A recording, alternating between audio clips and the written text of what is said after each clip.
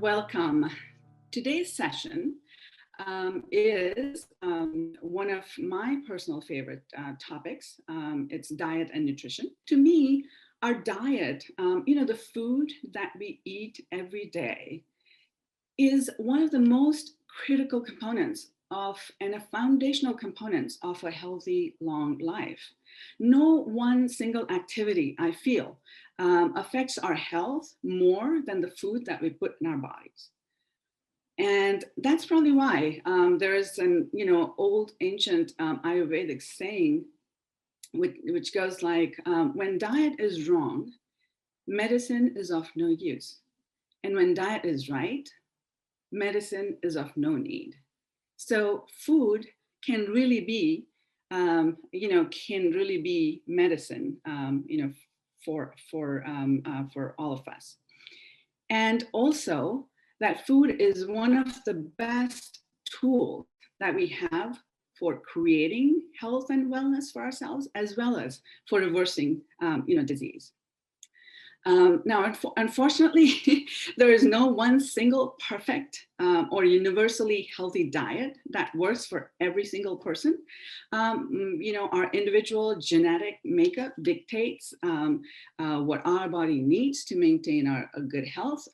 But there are, of course, general guidelines and principles that we can follow to maintain good health get a long life. And some of the examples are, for example, eating plant-based diet, or avoiding excessive sugars, and things like that. And that's what we're going to be talking about and learning about from our panelists and our speaker today in this session. I introduced Bipin. He is also one of the Wellness Support Group team members, so I introduced him already. Here's a little bit more about him. So Bipin is he has been focusing on experimenting with dietary practices and nutrition as a way to improve his overall health and wellness. And so that's what he's going to be sharing with us about. And I got to tell you, it's some really exciting and very practical information. And so I'm sure you will enjoy hearing from him. So Bipin, please go ahead. Well, thanks, Bindu. Thanks for the introduction, and thanks for everybody to joining this session. I'm going to be starting with there is only one slide there, and Bindu is putting it up right now. Mm-hmm. So just to give you some idea, let me give a little bit of context behind it. That I started this experiment about 6 months back. And let me start with the outcome first so that you'll understand what has happened over the period of 6 months. And on the right-hand side of the slide where you see, these are some of the milestones I have reached, that the weight loss actually has been 38 pounds as of today. And the blood pressure dropped 20 points, both on systolic and diastolic side. And so also the heart rate dropped 20 points for me. And the A1C dropped below 6. And the good news was my primary care physician has cut my medication by 50%, both on diabetes side and high blood pressure. So the question is, what did I do? And, there is the approach which I followed was pretty holistic. But today I'm going to be speaking primarily about the food. And, going back to the slide that was presented to you, the main thing was, can you really treat food as medicine? And that was the quest I was on. And at the bottom of the slide, you see some of the references. I had been listening to the lectures given by many of the prominent doctors. Many of these lectures are available on YouTube. And I spent hours and hours listening to what these experts were saying and what was the real message that they were giving us. And based on their input and in consultation with my primary care physician, I basically started on a journey. And it was kind of an interesting thing because in one sense, nothing was broken. So why fix it? All my vital parameters were right in the right ballpark. everything that we normally measure in terms of A1C and glucose levels and everything was just in the right ballpark. And my doctor was happy and I was happy. And yet at the same time, I was listening to all these experts saying that, you could be in the right ballpark with respect to all the parameters, but yet you may not be exactly very healthy. So that's the experiment which I started. And the first thing I did was I switched mainly to plant-based diet. And this was way back in September. And I found out when I went to a plant-based diet and I stopped all the processed food, minimized my intake of dairy and sugar, in the very first week, my weight dropped by 10 pounds. And I was a little scared saying, what's happening here? But that's exactly what many of these experts were saying, that that's what would happen. The second week, it dropped another 10 pounds. So I was dropping 10 pounds a week. And as it started, then I said, let me do something more scientifically, in the sense that, let's not just experiment with eating all this type of plant-based food, but let me start logging in all the information about all the food that I was putting in my body. And as I did that, I suddenly realized that, I could actually segregate the different foods I was eating into 10 different levels. And then I grouped some of these levels together into 4 different groups. And then I started playing around with trying out different groups and different combinations of groups of food. And I then also included intermittent fasting as another methodology which was being suggested. And if you wonder what kind of intermittent fasting I was doing, it was basically I reverted to 23 hours of fasting. So I would eat my meal finish it by noon, and then I would eat the following day at 11 o'clock in the morning. So the food intake was happening only between 11 a.m. in the morning and noon, and the rest of the day I would be consuming, water basically, or herbal teas or something like that. So plant-based diet, intermittent fasting, avoiding processed food, minimizing dairy and sugar intake, and trying to play out this different combination of groups is basically what resulted in this kind of an outcome, which you see on the right-hand side. And interestingly, I went back and forth, for example, if I stuck to the group one, uh, I found out I could lose my weight anywhere from 5 pounds to 10 pounds a week. If I went exclusively on group three, then my weight would actually increase marginally every week. And if I stayed with a combination of group one and group two, then I could have a weight stabilization. So this has been quite proven time and again, because I would try out this for a week at a time and see how that would play out. So this is the methodology which I followed. Now you would wonder what exactly is in group one and group two and group three and group four. And this is probably going to require a lot more time and effort to go through all those things. But essentially, I'll tell you what, group one was raw vegetables, fruits, nuts, and berries, and semi-cooked vegetables, things like that.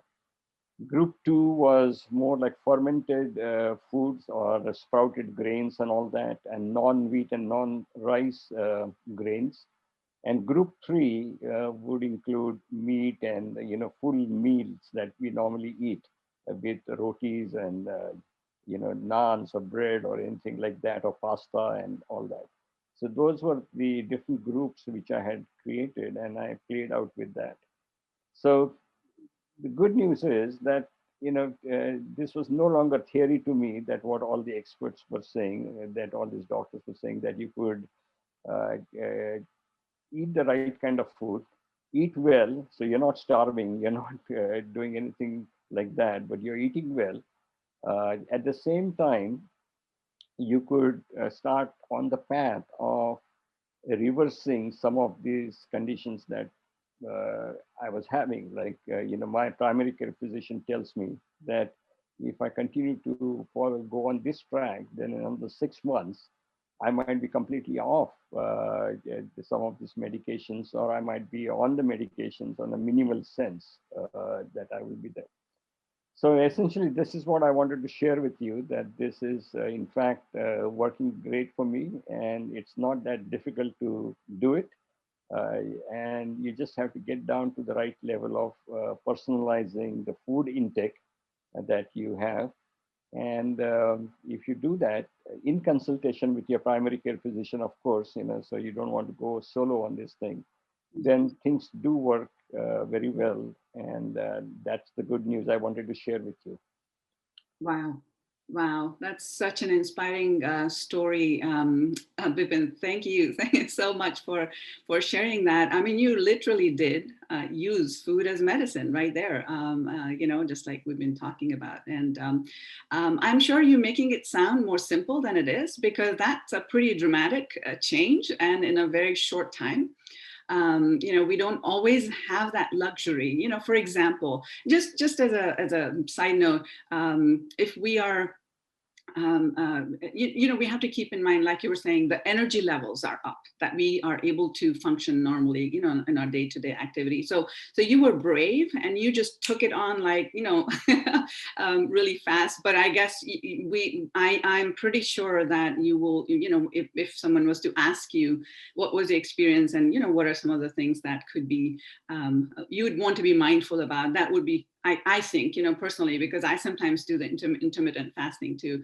I would say that would be something we'd want to be mindful of, that we can continue with our day-to-day activity. But wow, it's just, proof right there that it works. The system works if we can, follow it, be disciplined, make it a practice, a habit, then it does work. Absolutely. So thanks. Yeah. Thank you. Thank you for sharing that. Bipin set it up so well for our speaker, Dr. Soham Patel, who preventive endocrinology and nutrition, and he practices lifestyle medicine. And I guess his mission is really to provide individualized care for his patients suffering from chronic conditions like diabetes, and using nutrition, or incorporating nutrition as a cornerstone for his treatment strategy for these patients. So he's really a perfect, speaker for us today to share with us his expertise, his knowledge through the years of how he uses nutrition for health. So with that, Soham, I turn it over to you. Thank you, Bindu, and thank you everyone for who is attending, taking time from their Saturday, and trying to invest on their health. As Bindu mentioned, I'm a endocrinologist and a lifestyle medicine physician, and I run my own solo practice with the mission that I want to really use all the principles and aspects of lifestyle medicine, which involves all the things that were just showed in the few slides earlier, the nutrition, the activity, the stress, the emotional health. I don't do any financial counseling, obviously, but avoiding toxins, and proper sleep. Those are the 6 areas that typically I focus with my patients. For this talk, I think we are going to focus only on the nutrition aspect of things. And so let's begin. This is a kind of a qualitative description of the type of calories we consume here in US. And I think we can easily extrapolate this across the world. Every place there where westernized diets have, made headways, pretty much processed foods have taken over a lot of our normal food consumption. So on that pie that you see in the center, yellow 63% is the biggest segment, which is processed foods which have been highly refined and modified and added, preservatives and oils and things that have really lost the essence of what food should be. A good quarter, 25% is animal foods ranging from dairy, meat, eggs, and poultry. Um, Only 12% is what we can really count as plant foods, but even in that 12%, as you see, there are two shades of green, uh, specifically to show the difference that only 6%, half of that 12%, is what real fruits, vegetables, beans, and whole grain consumption is on an average person. Rest of that 6% is still processed plant food. So as you see examples there, eating a fig bar is considered plant-based, but it's still highly processed. So I think the challenge and the goal for us to be working on a better health journey is to go from that 6 or 10% or wherever we are in eating actual fiber rich whole plant foods to trying to take that above 80-90%. That's the goal that we want to work towards. uh, People take things differently. Some people are either all in or all out, and for them it has to be 100% all in whole plant foods. Well, that's what they should do. And I also see a lot of people who like to make incremental changes, because if they try to shock themselves with a lot of changes, then they cannot sustain it. So if that's your personality, then you should go for stepwise changes, but be very specific in what changes you're trying to make. So like the GPS, we have to first feed where we are or where we want to start from before we can put the destination, and then the GPS will give us the route. Same way, we need to first be very honest and find out where we are in terms of our whole plant food consumption. And then, you know, chart out our, journey of, okay, we want to go up by 10% next week, and then another 10% the week after, and so forth. So I'm just picking up numbers here, but you kind of get the sense. What I'm trying to say is you have to decide the pace of your change, but you have to be honest and first find out where you are, so then you can make a proper route of progress on where you need to go.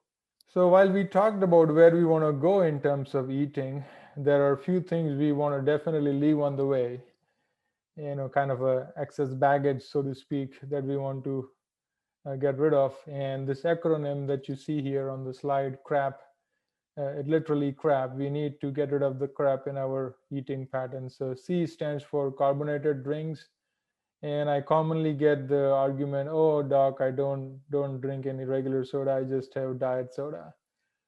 Well, I never much believed in the diet, uh, you know, aspect of things, but there was data piling up, and now we have more and more data. So now it has become mainstream knowledge, at least in the medical community, that carbonated drinks, even if they are diet with artificial sweeteners, are actually worse than regular soda. Not that I'm saying regular soda is any better, but those artificial sweeteners can actually increase your risk of getting migraines. It can still affect your liver.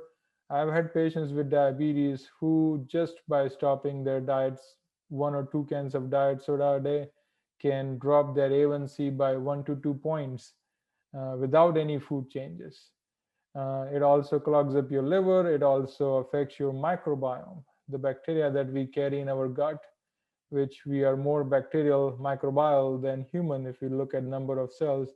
And it really ravages the good bacteria and replaces it with the bad one. And so that's definitely something you want to start if that's part of your routine. Next is refined sugars. As you see, things which are totally processed into simple sugars. So when you have them, you get a very spike of blood sugars, and your body has to pump a lot more insulin to try to control that spike, and it's kind of an up and down battle.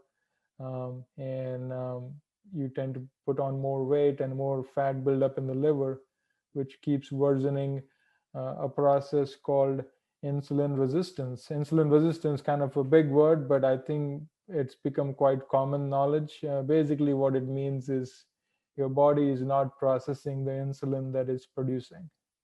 So there is resistance to the effect of insulin.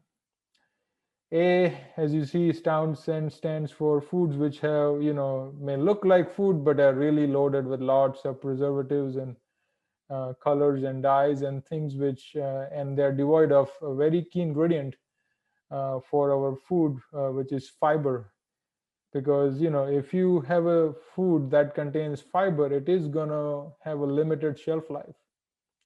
But if you want to turn something that has a longer shelf life, then you need to have something that doesn't have fiber. And so as you take the fiber out and you have to modify the things, you have to add a lot of other chemical junk, and which again hurts your body. And lastly, processed food. So example being, as you see there, the French fries. Now eating a baked or boiled sweet potato, or for that matter even a white potato, is 100 times better than having French fries, because when you process it and you fry it, you add a lot more free radicals and oil and all that stuff, which is going to make it a very deadly combination to cause more damage and inflammation in the body. So really, recognizing the crap that we have in our eating patterns and steadily but effectively getting rid of them. So a very important concept. We, calorie. There's this calorie pandemonium going on across the world where people are so super focused on calories that one, it causes a lot of stress for them to keep counting calories, which also works against their efforts to lose weight.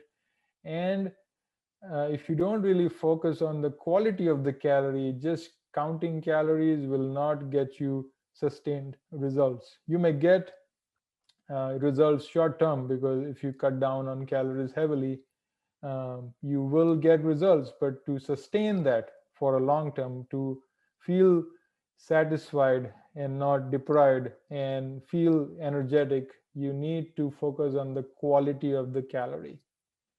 Quality over quantity anytime. So what you see here on the slide is 5 different stomachs. Each has 500 calories worth of food. Each has different type of foods.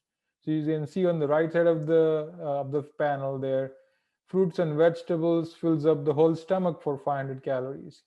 Rice, potato, beans will almost 80-85% fill up your stomach for 500 calories. But as you go down the animal spectrum of foods, any type of meat, doesn't matter white or red, again it's a whole big topic, but there is not much difference between white and red. It's all marketing to say one is lean versus other is not.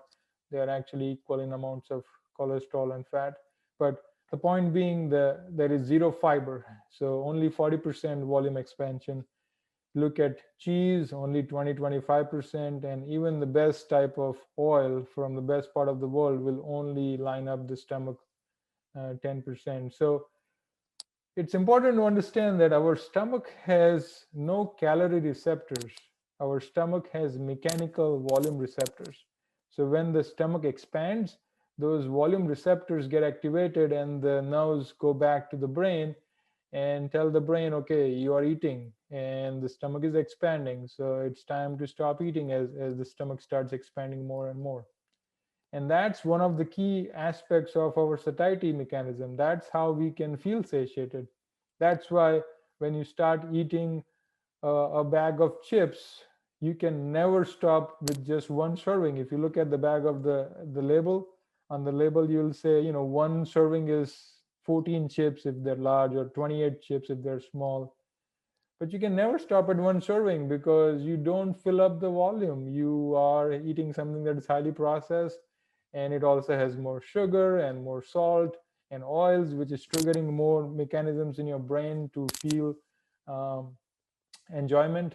So it's like you're having 3-4 aspects that spark dopamine in your brain and has no volume. So you keep just eating that food and you don't feel full because you are not getting that volume. So you have to keep going back to that food because you don't get the volume and you want to keep getting that dopamine spike in your brain.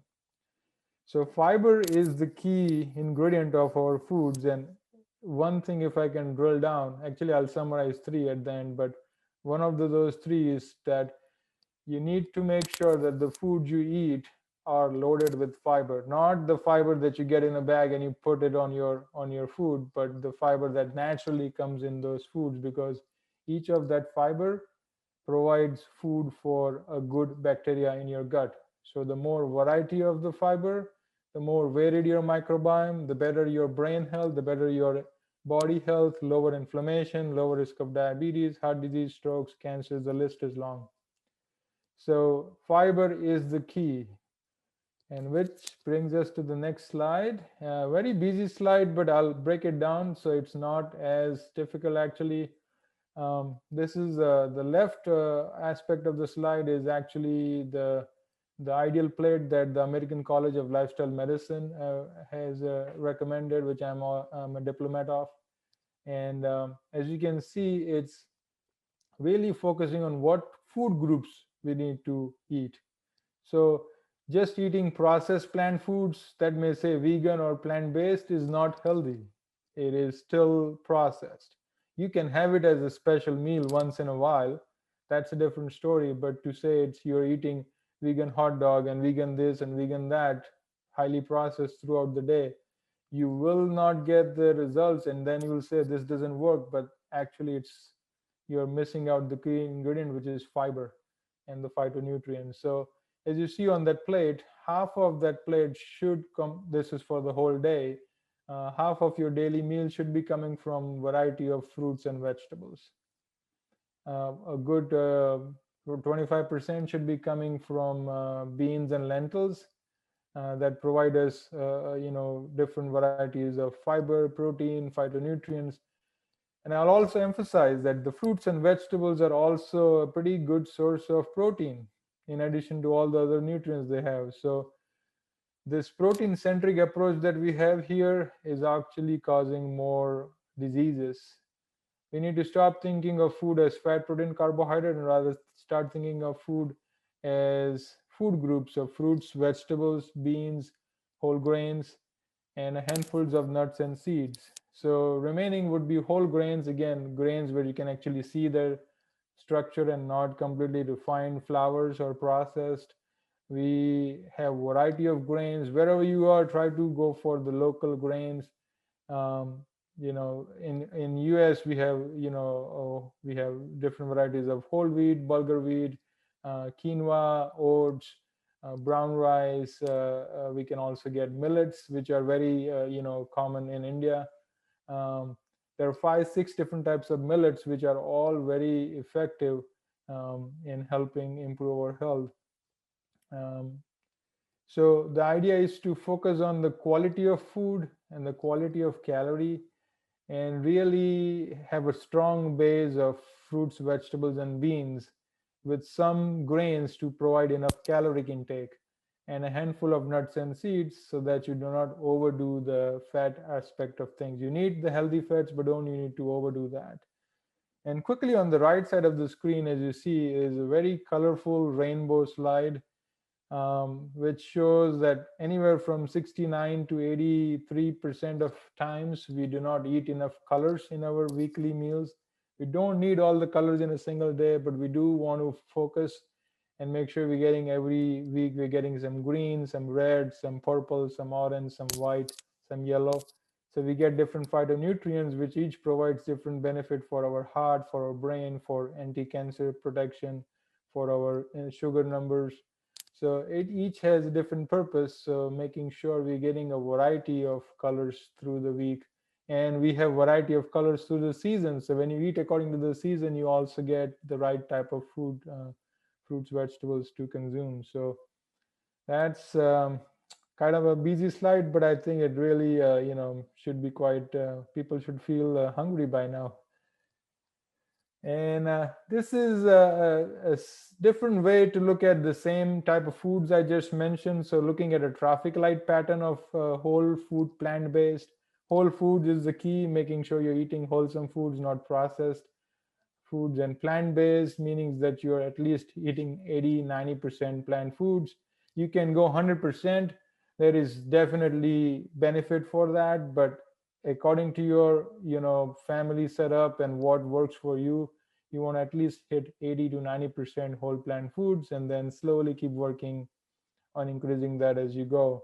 So the green light foods are foods which you can consume without any restriction, and as much as you want, which is again starchy, non-starchy vegetables, beans, peas, lentils, different fresh fruits, not juices, actual fruits, because remember, we always want to get fiber, intact whole grains, obviously cooked, lots of herbs and spices that we have in our Indian cuisine, which have all different benefits for our health. So definitely add those. And mushrooms have specially mentioned because they are loaded with antioxidants. They also have a lot of vitamin D, and it's just a power pack food to include in our day, weekly meals.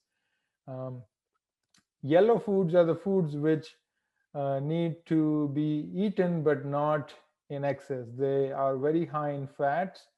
So even healthy fats, if you overdo them, can start interfering with your insulin signaling, especially in the liver and the muscle cells. So eating nuts and seeds, or maybe half an avocado or some coconut or some olives, they're all or options. They don't have to be all consumed in a single day. They could be different options for different days. So that way you are getting a variety of different healthy fat sources without overdoing them. And sprouted breads are also included there because they are a better version of bread, but it's still to some degree processed. So you don't want to overdo it. You can enjoy it once or twice a week, but not make it a daily staple. And red is the aspect of foods which you want to work on avoiding, and that includes all animal sources of foods, from dairy, eggs, meat, and poultry, fish, and things which are also plant-based but highly refined, so oils and refined sugars and flours. I'm quickly going to share my personal experience. I'm glad Bipin mentioned about the dairy.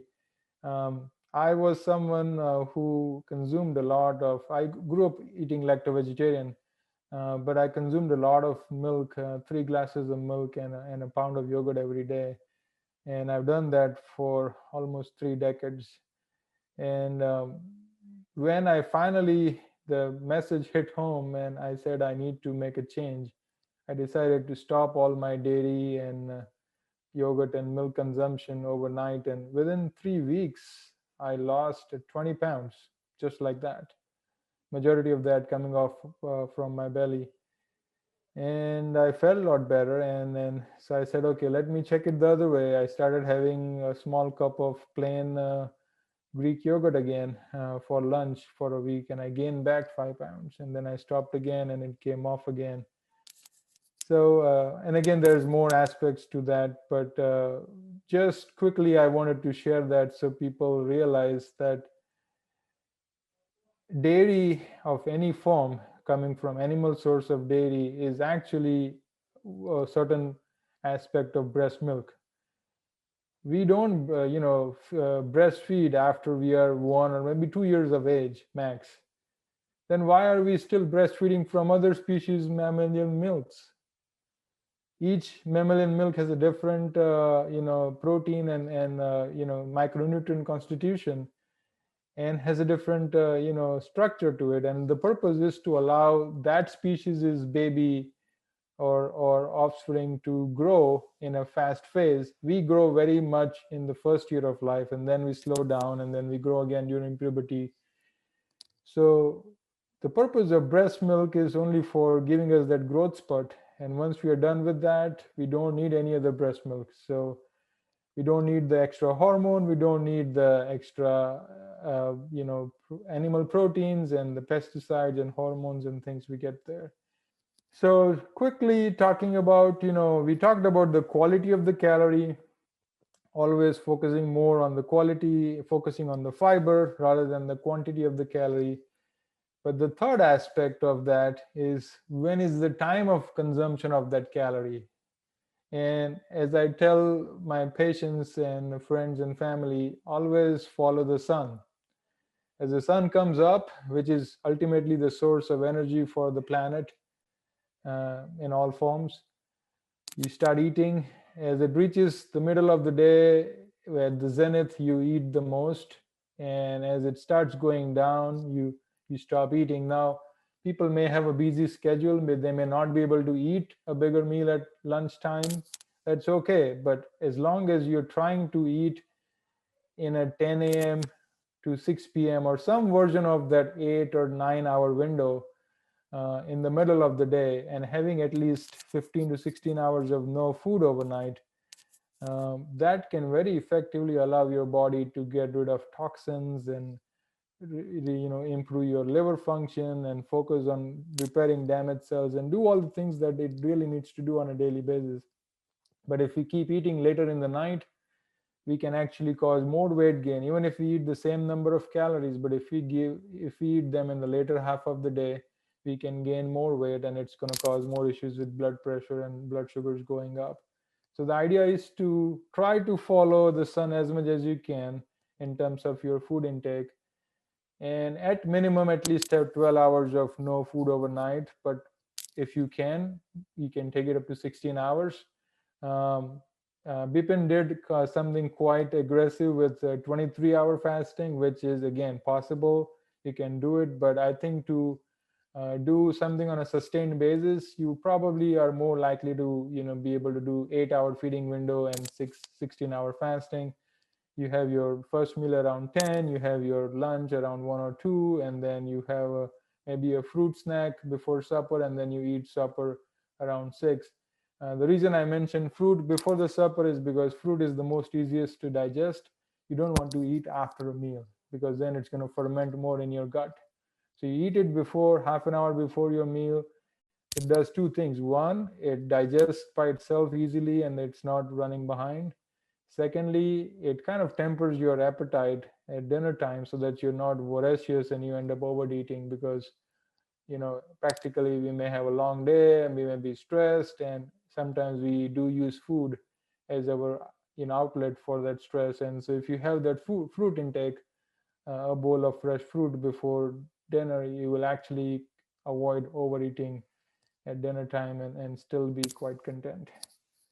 So if I can summarize the 3 things to take home: number 1, focus on the quality of the calorie and making sure that you are eating foods that are rich in fiber, not artificial fiber supplements, but actual fiber. And having the more variety of fiber, the better it is. Second, um, having some aspect of fasting so that you're focusing on the right time to eat and having time for the body to rest and recuperate and focus on cleansing of the body. And thirdly, focus on the fiber and the quality. Wow, that was, I think that was really, really very, holistic in terms of covering the nutritional aspect of it, and very practical, I must say, because, a lot of times we end up talking more about the ideal. And that is great. It's good to know that. It's great knowledge so that we can make choices. But I think where a lot of us struggle is our day-to-day life, right? So as you mentioned, we eat food every day. This is something, these are choices we make multiple times in a day, every single day of our life. And so it's something that plays a key role in what kind of choices we end up making, and so easy to get off track. And just by saying, let me just, I think this much is allowed, and let me just make this exception, and then the exceptions keep adding up, and before we know it, we're totally off track on our health journey. So thank you for sort of reminding of all the important aspects of it. So one of the things that I found very, really good reminder was the volume aspect, where we focus so much on the calorie. The stomach, if it's not feeling full, it's not going to be sustainable. It's not something that we would want to continue for a long time. And so that's a really, really big sort of, reason why we want to be eating more fruits and vegetables. So anyway, I feel very inspired after your presentation. And so and you and Bipin, you guys have done a fantastic job of sort of reminding us about a lot of important key things that we want to be keeping in mind, and why, the reason why, and then if we do, then what kind of results we can anticipate and we can expect. So that is one of the questions there is for you, Soham, that for a busy person, for example, a mom, who's busy all day running around, what are some practical tips for making right healthy choices that you guide your patients with, I'm sure? Yeah, so as I said, we want to first be very honest and write down where we are in terms of what our food patterns are. Mm-hmm. And once we know where we are, then there are two ways that I commonly, suggest. One, you can start with a particular meal and modify that meal every day of the week, and then once you get comfortable with that meal, then you tackle the next meal. So for example, you go for overnight oats loaded with rolled or still cut oats and some fresh fruit and some raisins, and top it off with some nut milk and some cinnamon, some cardamom.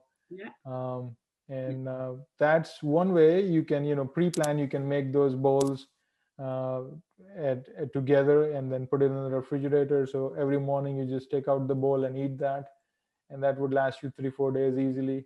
And then you make it again. So that way, just doing that 15-20 minute prep twice a week, you can easily tackle your breakfast. Mm-hmm. And you can be creative with what you put in every of those bowls. You are not feeling like you're eating the same thing every day. You had some variety Yeah. on a weekly basis. Or the second approach is you target a particular day that you try to say, okay, I'm going to make it completely plant-based, and have breakfast, lunch, and dinner, which will be all plant foods. Breakfast, like I mentioned, or just a bowl of fruits with some walnuts or some hemp seeds. And the lunch would be a good serving of some beans with vegetables and some brown rice. And dinner could be a chickpea pasta with lots of vegetables and some tomato sauce, and skipping any cheese, and just loading up with lots of things like zucchini, squash, peppers, onions, mushrooms, broccoli, leafy greens. So I'm just kind of blurting out your options here, but uh, those are two common ways. And if you feel, no, that's still too much for me to handle, I need to make smaller changes, then just starting with making sure you're having at least 2 fruits every day, and then next week say, okay, I'm going to make sure I'm going to add 2 vegetables in my daily routine every day, and keep incrementally going up on that. So we can keep the goal post as small or as big as fits your schedule or routine. But the key is to make sure we find out where we are, and then try to put a bigger goal and see where we want to go, and then break down that journey into smaller changes and tackle one at a time. So that way you don't feel like you're making a million changes and feel overwhelmed. Yeah. And you get more and more comfortable, and as you become more comfortable, it becomes less stressful. So Right. then you're not stressing, you're enjoying the process. So Right. Wonderful. No, thank you for sharing that. And another question for you, Soham, is about belly fat. I mean, that's something I think as we age, this is a community of all different ages, and as we age, that becomes one of the main issues. And I think the gut microbiome is kind of related to that. So there is a question around how to tackle that. I know you actually mentioned that as your own experience, how you were able to get rid of it. But what would you suggest to someone who is? so there are, I think I can pretty much talk half an hour on that I itself, know. but I'll try to concise it into a few main things. So one, as I mentioned, when you eat, if you eat later in the night, in the evening hours, or obviously late night, you are definitely packing more calories into fat onto your belly. So mm, you want to avoid that. Make mm, sure that 6 or 7 p.m. is a pretty hard stop for you to eat any food. After mm, that, you should not eat any food. mm, Number two, making sure that you are focusing again, step by step, nothing overnight, but focusing on improving your sleep hygiene, mm, having a good, relaxing music, some light reading, no TV for at least half an hour, maybe an hour before bedtime, mm, and really try to get sleep before midnight, ideally around 10. But if you're waking beyond midnight, then at least start going to sleep before midnight, because if you sleep at the right time, your circadian rhythm, the hormone changes that happen in the body, is yeah, a lot different than if you sleep late at night, and even if you sleep the same number of hours. So uh, you focus on the right time of the sleep and the quality of the sleep, which also helps you lose that fat buildup.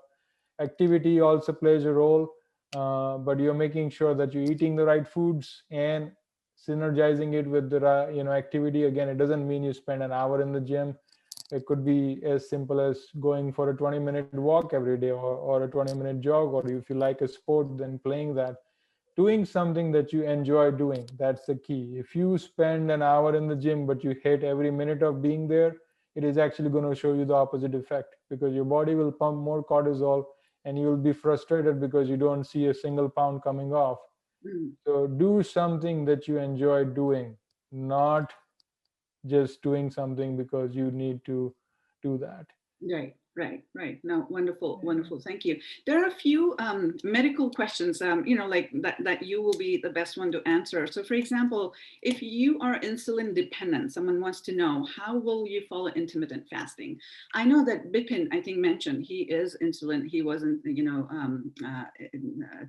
sort of diabetic when he first started the intermittent fasting, but I will let you. So, yeah, number one, you want to make sure that you are talking with your physician, uh, your primary care or your endocrinologist, and making sure you're making them aware of what you're planning to do, Mm, and ask them. And again, I think it's a little difficult zone. There are still many physicians who don't support intermittent fasting or fully understand that, mm, and you may get an answer saying no, you should not be doing that, and discouraged. But so again, I don't have control on that, but um, your sugars have to be monitored very closely, so at least checking it fasting and then before every meal 2 3 times a day. mm, And as your sugar starts coming down, you mm. should have a plan to actually cut back on your insulin. So Right. yes, you can do that, and never ever would you do insulin if you're not eating for a mealtime, obviously. So if you're taking a fast-acting insulin, and if you're not eating because you're fasting, then obviously you're not going to take fast-acting insulin. But Mm, even your long-acting insulin that you may be taking Lantus or Basaglar or Tresiba, Toujeo, I'm just blurting out the common names of the common long-acting insulins, those will also need to be reduced if you decide to do intermittent fasting. right. So you may need a 10, 20, 30% reduction based on how fast or how soon you respond to that. So again, you want to have a plan with your physician so that you can do it in a very safe manner. It is possible. It is not at all impossible. It is definitely possible. It just needs a proper plan and structure. Nice. Wonderful, wonderful. Thank you. There's another one from Richard. He wants to know, how can he reduce his H1A levels just by exercising and food. His current levels are 6.9.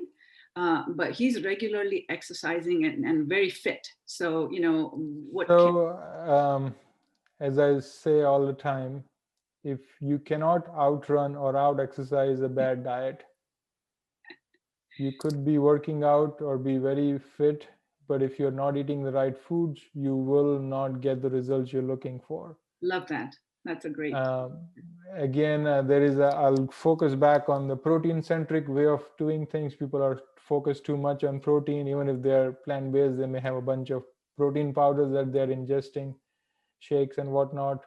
We don't need that. We need to focus on eating actual foods. They all have different varieties of protein. If you're eating enough volume of food, you get enough protein. There is no dearth. And if you focus on the right foods, and at the right time of the day, and combine it with activity, there is definitely great success in improving your A1C and steadily coming off your medications. But you want to work synergistic. You don't want to.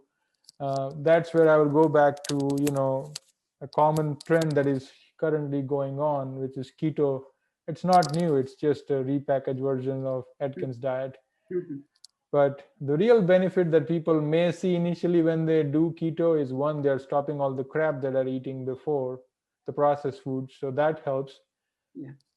But they really focus on the intermittent fasting aspect of things. So you're eating still, in my mind, not optimal foods, because you're still eating high fat, high protein foods Right. and limiting the carbohydrates, which is still needed for the body. Right. But you may see weight loss and you may see sugar numbers getting better initially, but then it won't last. There are studies done head-to-head trials at NIH, which have actually shown that insulin resistance gets worse even in a matter of a few weeks. So the idea is to eat the right foods, predominantly plant-based, doesn't have to be 100%, but close to 80-90%. A lot of fiber at the right time, not too late, and combine it with the right activity, and you can easily get the sugars going down. Wonderful. Thank you. So I will actually connect that to a question that there is for Bipin, because the diet part is what you're emphasizing to, to sort of control. Not, I love your quote. You can't out exercise or outrun a bad diet. I love that. I think that that's such an important sort of takeaway from this. And so Bipin, for you, someone wants to know, when you are eating for that 1 hour, what type of foods are you primarily focusing on? If you can share quickly. The short answer is mostly plant-based food. That's basically what I was doing. In fact, if you go back to Dr. Patel's slide, which showed the colorful slide with all the different things, I that's know. what I'm eating. I mean, there is actually, I had not seen that slide before. And then I look at it and say, I can map almost everything I'm eating onto that slide. Now, the interesting thing which I found out was the issue which normally comes up, and it came up with me, I cannot be eating the same thing day after day, because I might get bored. So what I started doing is I started researching cuisines around the world to see what are the Moroccans eating and what are the Italians eating and what are the Chinese eating and what are the Indians eating and all that for centuries, right? And I basically synthesized that information and I said, okay, let me make my meal plan so that I'm eating couscous-based meal one day. The next day I'm eating polenta-based meal. The third day I would be eating millets and those kind of things which come from India. So I started making sure that there is a variety of food that I'm eating. Although it happens to fall in the same group, it maps onto the same slide that Dr. Patel was showing. But it actually made my meals absolutely delicious and delectable, that it's enjoyment to eat that. So I was not shortchanging myself on how much I was eating and what I was eating. Yeah, wonderful, wonderful. So just to kind of tie it in, there's one question about juicing. Whenever we talk about plant-based and diet, juicing always comes up. So any quick thoughts, recommendations on that? Again, it's a pretty long topic, but I'll be very concise. So fiber is the key. Now, juicing may have value if you're trying to detox.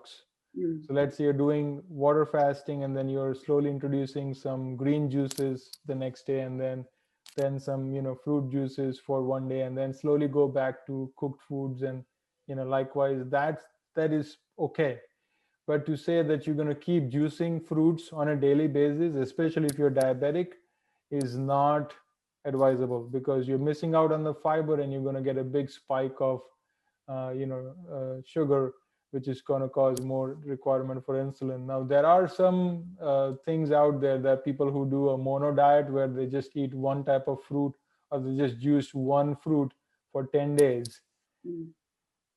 Again, your body may get used to processing only one type of food, so it may become very efficient.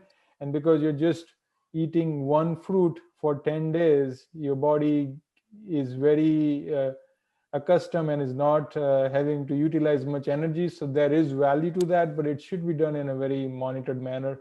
I wouldn't recommend it as a generalized advice. There is value to it in a very particular situation. But again, the idea is to, the green juicing should be okay a few times a week as a detox. But you want to make sure you're focusing on a lot of fiber-rich foods and avoid fruit juicing as much as possible. Yeah, and I totally agree. I see that in my family. So my, anytime we want to have smoothies, actually more than juicing, smoothies, I add more vegetable, and my daughter says, "Gosh, what kind of smoothie is this? What are you feeding me?" But if I add a lot of fruits, it's like, wow, this is delicious. So it tends to be like. So smoothie is quick, and you can pack in a lot more fruits and vegetables than you would consume. Yeah. But my one caveat there is that if you are doing it in a sustained routine every day, like replacing a whole meal with a smoothie every day, then you will still get faster delivery of the fructose to the liver than you would if you had to actually eat that fruit and chew it and break it down and metabolize. So periodically, it's fine to have a fruit vegetable smoothie. But to make it part of your daily routine would actually, it's better than juice because you still have the fiber, but it doesn't beat eating the actual food and chewing it down. True. No, I totally agree. Completely agree. So with that, thank you so much.